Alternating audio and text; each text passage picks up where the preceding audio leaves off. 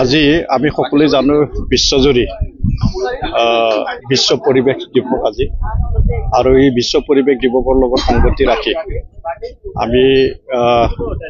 আমাৰ এই বিটিআৰ অঞ্চলত ফৰেষ্ট ডিপাৰ্টমেণ্টে হওক বা আমাৰ ছেক্ৰেটাৰীতে হওক আমি বিভিন্ন কাৰ্যসূচী আমি ৰাখিছোঁ আৰু হিচাপে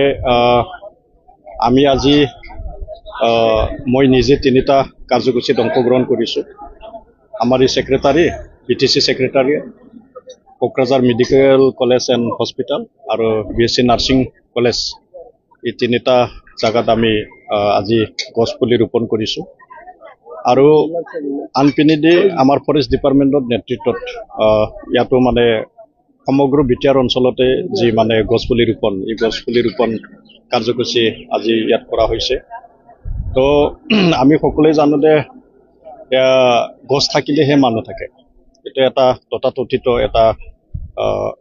এটা মানে কোটেশ্যন হয়।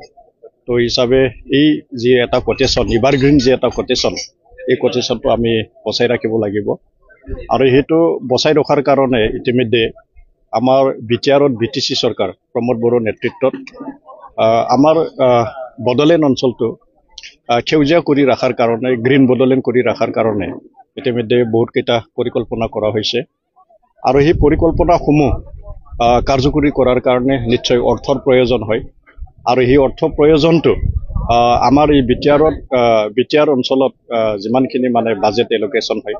এই বাজেট এলোকেশ্যনৰ 2% বাজেট এই গ্ৰীণ বড়োলেণ্ডৰ কাৰণে ইতিমধ্যে